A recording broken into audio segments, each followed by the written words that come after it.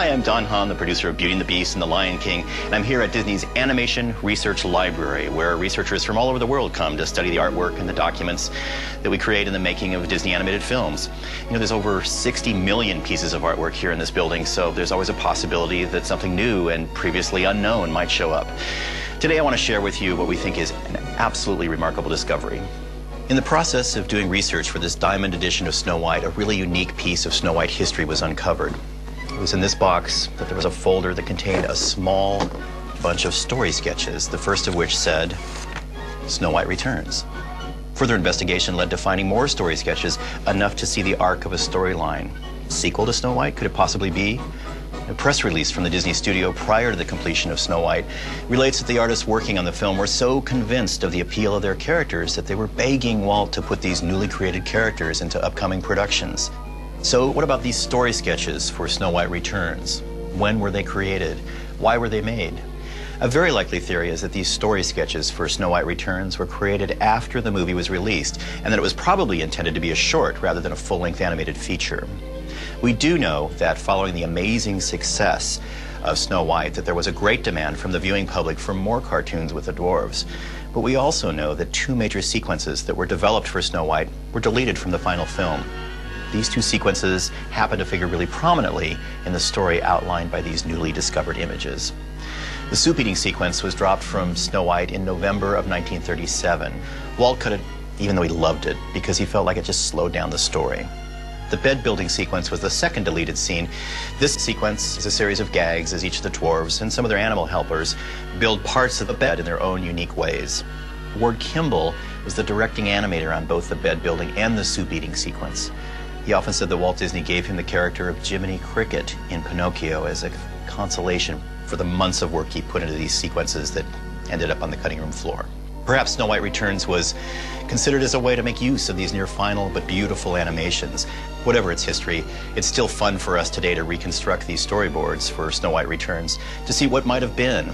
In the following presentation, we've included abbreviated versions of the scenes that exist in pencil animation, but you can also see these deleted scenes in their complete form by selecting them from the menu. Now here we go. Let's take a look.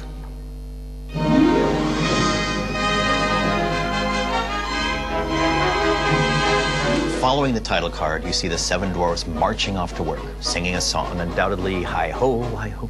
Hi-ho, hi-ho, hi-ho, hi-ho, hi-ho, hi-ho, hi-ho, hi-ho, hi-ho, it's home from work we go.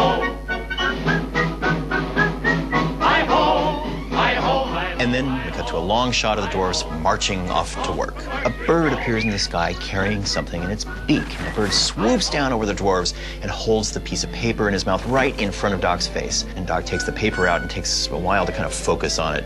And now that he's focused, we see what he sees. Dears, I'm coming tomorrow for my annual visit, Snow White. Doc tells the others that it's a letter from Snow White, and they're all overjoyed with the news. One of the dwarfs says, we'll have to give her a surprise. And the dwarfs all agree, yeah, a present, and they sing and dance around, a present, we're gonna give her a present. Well, one of the dwarfs asks, but what'll it be? And the other dwarfs echo, yeah, what'll it be, what'll it be?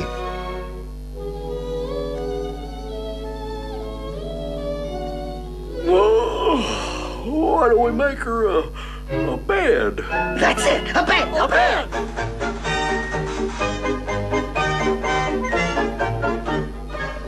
The dwarfs say, there it is, finished. All of a sudden, an enticing smell wafts through the air, and Dopey receives the smell in kind of Morse code. Led by their noses, the dwarfs follow the scent to the cottage, with Dopey taking up the rear as he always does. They look through the window and see Snow White, and she's cooking. And they race to the door, and they're really thrilled, and they burst into the room.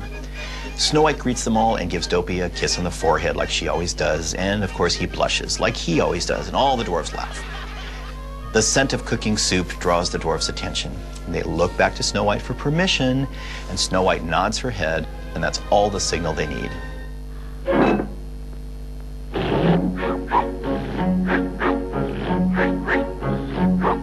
With a spoon, with a bowl, with the music in your soul, You can cheer things up with the zup, zup, zup of the music in your soup. So, after all the excitement, Snow White says, well, don't you think that's about enough for tonight? And suddenly Doc remembers, but wait, we have a surprise. They tell Snow White to stay put, and they leave the cottage.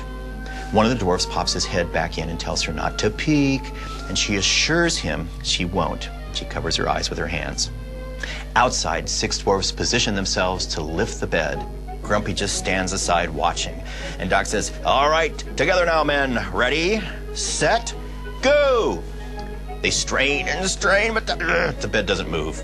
And Grumpy harumphs, well, a fine bunch of petunias you turned out to be. Your bed's still growing. They look up at one of the bedposts and see a fresh little sprout coming out of the top.